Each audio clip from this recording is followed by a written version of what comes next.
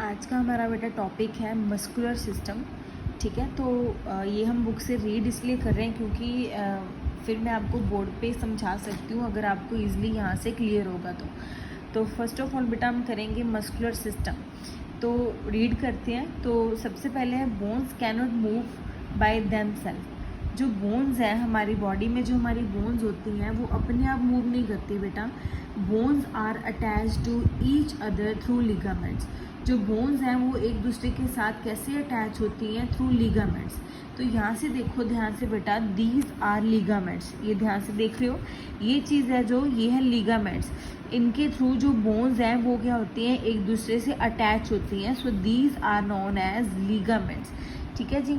उसके बाद हमारे पास है the muscles that are attach to the bones. वो मसल्स जो बोन्स के साथ अटैच होती हैं, ठीक है, उन्हें क्या हेल्प करती हैं? मूव करने के लिए। ठीक है, तो बेसिकली जो मसल्स हैं वो हमें हेल्प करती हैं जो बोन्स को मूव करवाने के लिए। The muscles are attach to the bones by strong fibres. जो मसल्स बेटा अटैच होती हैं ना बोन्स के साथ, किसके थ्रू अटैच होती हैं? वो स्ट्रॉन्ग फाइबर्स के थ्रू, जिन्हें हम क्या बोलते हैं? टेंडन। क्या बोलते हैं? टेंडन। दैट ये है हमारे पास। देखो बेटा, टेंडन, ये देखो, ये आपके पास बोन्स हैं, ये आपके पास मसल्स हैं।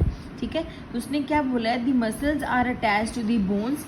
ये जो मसल्स हैं वो बोन्स के साथ अटैच हैं। कैसे अटैच होती हैं? Through tendon. ये टेंडन होते हैं बेटा, टेंडन होती हैं स्ट्रॉन्ग फाइबर्स। ठीक है, tendons are also known as strong fibres. ठीक है, उसके बाद हमारे पास है the number of muscles varies from. हमारी जो बॉडी में, ह्यूमन बॉडी में जो नंबर ऑफ मसल्स हैं वो कहाँ से लेकर कहाँ तक वेरी करती हैं? 656 टू 800।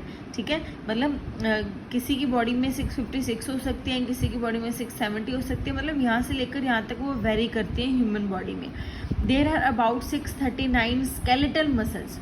639 तो हमारी जो बॉडी में स्केलेटल मसल्स होती हैं, and each one causes a particular movement. और हर एक की वजह से कोई ना कोई जो मूवमेंट है वो होता है। ठीक है, the muscles help us smile. Muscles क्या करती हैं? हमें हेल्प करती हैं स्माइल करने के लिए, फूड को च्यू करने के लिए, फूड को पुश करने के लिए स्टमक में, and also in beating of our heart. अगर हमारा हार्ट बीट भी कर रहा है ना बेटा, तो उसका भी कौन रिस्पॉन्सिबल है? Muscles are responsible. ठीक है, तो ये देखो इस डायग्राम में, दीज आर टेंडन। ठीक है, टेंडन क्या है? मसल्स के साथ अटैच है। मसल्स क्या है? मसल्स बोन्स के साथ अटैच है। तो जो ये मसल्स होती हैं ये हेल्प करती हैं बॉडी को या बोन्स को मूव करवाने के लिए। तो एक एग्जांपल है बेटा हमारे पास, देखो ये आपके पास है आर्म। ठीक है, जब आपने आर्म को रेज किया, अपवर्ड डायरेक्शन में करोगे तो क्या होगा बेटा? जो आपका ये होते हैं बाइसेप्स, ये होते हैं ट्राइसेप्स। ठीक है, ऊपर वाला पार्ट है जो आर्म का, this is known as bicep, और जो नीचे वाला पार्ट है इसे बोलते हैं ट्राइसेप। जब आप बेटा क्या करोगे? अपनी आर्म को रेज करोगे तो जो आपका बाइसेप है वो क्या हो जाएगा? कॉन्ट्रैक्ट हो जाएगा। क्या हो जाएगा? कॉन्ट्रैक्ट हो जाएगा। उसके बाद देखो, तो जो ट्राइसेप है वो क्या हो गया? रिलैक्स। ट्राइसेप क्या है? रिलैक्स है। बट जब देखो आपने अपनी आर्म को स्ट्रेट कर लिया तो जो बाइसेप है आपका ऊपर, देखो ध्यान से, ये रिलैक्स होगी ऊपर वाली आर्म, और जो नीचे वाली आर्म है वो क्या होगी? कंट्रैक्ट होगी। नीचे वाला जो आपका ट्राइसेप होगा वो क्या हो जाएगा? कॉन्ट्रैक्ट हो जाएगा। तो इससे हमें ये पता चला कि जो मसल्स हैं वो अटैच हैं जो बोन्स के साथ, तो वही रिस्पॉन्सिबल है किसके लिए? मूवमेंट के लिए। तो ये अगर हमने अपनी आर्म को बेंड किया तो बाइसेप है जो उसका क्या हुआ? पहले ऐसे था तो कंट्रैक्ट हो गया, नीचे की तरफ हो गया, और जो उसका ट्राइसेप है रिलैक्स हो गया नीचे। अब जब उसको आर्म को हमने स्ट्रेट कर लिया तो बाइसेप उसका क्या हो गया? स्ट्रेट हो गया, रिलैक्स हो गया, और जो ट्राइसेप है वो थोड़ा सा कॉन्ट्रैक्ट हो गया। ठीक है, उसके बाद हमारे पास है नेक्स्ट है लोकोमोशन इन एनिमल्स। लोकोमोशन मैंने आपको बताया था, लोकोमोशन क्या का मतलब होता है हमारे पास कि जब whole body from one place to another place move करती है, that is known as locomotion.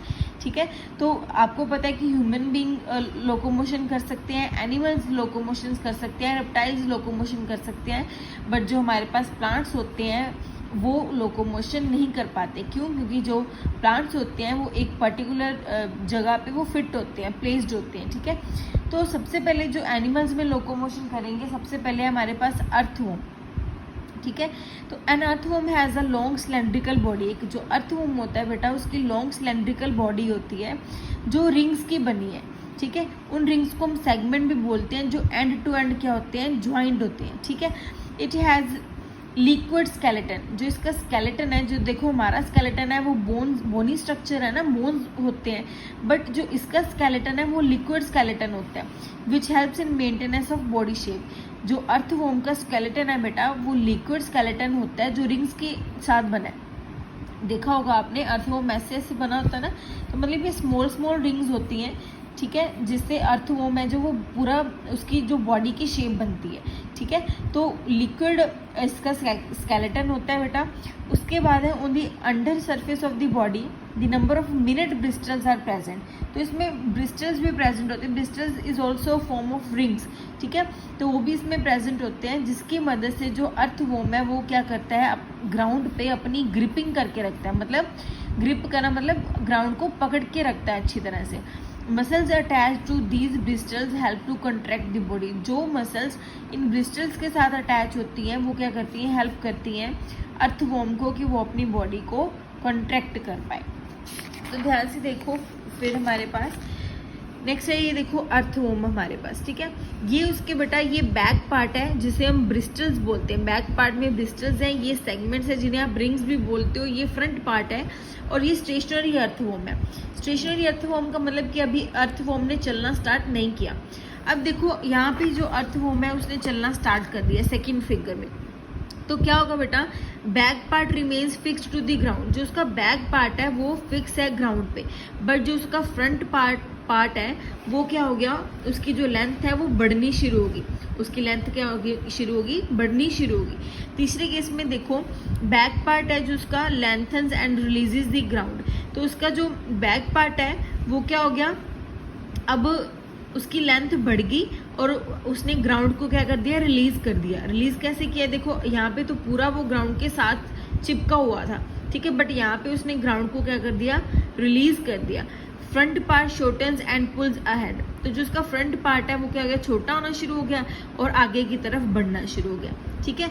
उसके बाद ये इतना डिस्टेंस देखो अर्थवॉर्म ने, यहाँ से देखो इतना डिस्टेंस उसने कवर कर लिया। तो back part shortens and pulls ahead. जो बैक पार्ट है वो भी छोटा हो गया और जो अर्थवॉर्म है वो आगे चलता गया, ठीक है। तो फिर हमारे पास जो बेटा होते हैं जो अर्थवॉर्म के बेसिकली 2 टाइप्स ऑफ मसल्स होते हैं। सबसे पहले है सर्कुलर मसल्स और उसके बाद है लॉन्गिट्यूडनल मसल्स। जो when a circular muscles contract, बेटा जब इसके सर्कुलर मसल्स कंट्रैक्ट करते हैं the segment becomes long and thin. जो इनकी सेगमेंट्स होती हैं वो लॉन्ग हो जाती हैं और थिन हो जाते हैं। देखो जैसे ये सर्कुलर जो है उसके है मसल्स हैं, जब ये कॉन्ट्रैक्ट करेंगी तो इसके जो सेगमेंट्स हैं बेटा वो क्या हो जाते हैं, लॉन्ग हो जाते हैं और थिन हो जाते हैं। When longitudinal muscles contract, segment क्या हो जाते हैं, शॉर्ट हो जाते हैं। याद रखना, जब सर्कुलर मसल्स कॉन्ट्रैक्ट होते हैं तो लॉन्ग थिन हो जाते हैं सेगमेंट्स। जब लॉन्गिट्यूडनल मसल्स कॉन्ट्रैक्ट करते हैं तो जो उसकी मसल्स हैं या सेगमेंट्स हैं वो शॉर्ट एंड थिक हो जाते हैं, ठीक है।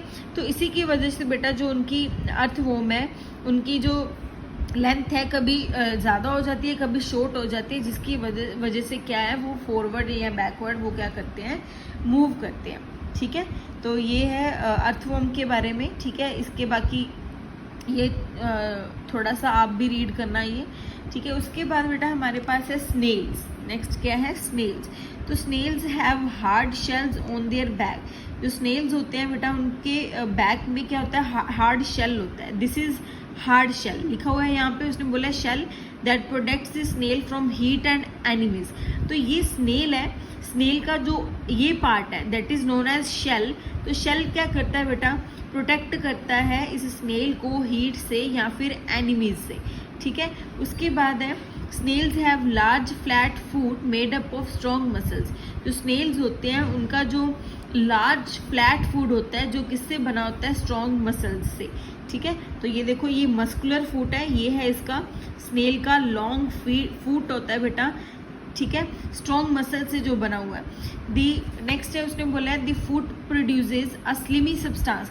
जो फूट है इसका वो स्लिमी सब्सटेंस प्रोड्यूस करता है जिसे हम म्यूकस बोलते हैं। क्या बोलते हैं, म्यूकस। देखो ये फीट है इसका, तो इस फीट ने क्या रिलीज किया, एक म्यूकस, ठीक है। म्यूकस क्या होता है बेटा, एक स्लिमी सब्सटेंस होता है जो कि कौन रिलीज करता है, उसका फूट, ठीक है।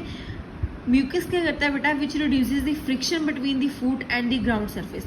और जो ये म्यूकस होता है, ये स्लिमी सब्सटेंस है बेटा, ये क्या करेगा, जब ये स्नेल मूव करेगा ना, तो ये क्या करेगा, इसमें जो फ्रिक्शन है, फ्रिक्शन क्या होती है, जो हमें जब हम चलते हैं ना, तो चलते हुए जब हमें कोई चीज़ रोकती है, तो that is known as frictional force, ठीक है। तो जब म्यूकस रिलीज करता है, इसका जो पैर है जो म्यूकस रिलीज करेगा, तो म्यूकस क्या करता है बेटा, जो फ्रिक्शन है किस किस के बीच में, इसके पैर के बीच में और इसके ग्राउंड पे, जिस ग्राउंड पे ये चल रहा है, तो उसको क्या करता है, ये रिड्यूस करता है।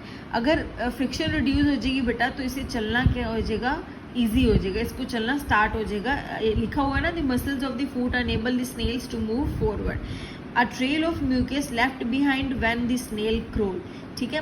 तो जब स्नेल क्रोल कर जाता है, मतलब आगे की तरफ वो चला जाता है क्रॉल करके, तो बाकी का म्यूकस पीछे रह जाता है। The shell doesn't help in moving from place to place, इसका जो शेल है वो मूव करने के लिए मदद नहीं करता, बट वो उसे एनिमी से और हीट से प्रोटेक्ट करता है। बट उसे मूव करने में कौन हेल्प करता है, उसका पैर, ठीक है। और म्यूकस इज स्लिमी सब्सटेंस जो क्या करता है, फ्रिक्शन को रिड्यूस करता है between its feet and its surface, ठीक है जी। तो यहाँ तक आई होप आपको क्लियर होगा।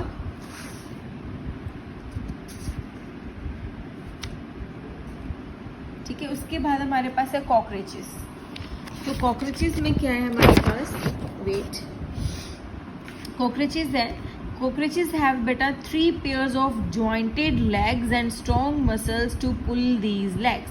इनमें क्या होता है बेटा, इनमें 3 jointed legs होती हैं, ठीक है। 3 pairs होते हैं, ठीक है। pairs का मतलब कि हर जगह पे 2-2, मतलब टोटल कितने हुए फिर 6, ठीक है। अगर 3 pairs हैं, तो मतलब pairs का मतलब कि हर एक पार्ट में जो 2 उसके लेग्स होंगी, तो जो क्या करती हैं बेटा, उनको चलने में आसानी करती हैं, सपोर्ट करती हैं। देखो, एक पैर ये रहा, ठीक है, एक ये रहा, ये रहे और ये रहे, ठीक है। तो 1 2 3 4 5 6, उसने बोला ना 3 पेयर्स मतलब 6 टोटल इसकी लेग्स होती हैं जो इसे चलने में मदद करती हैं। The enables them to walk और रन, चलने में भी और दौड़ने में भी हेल्प करती हैं।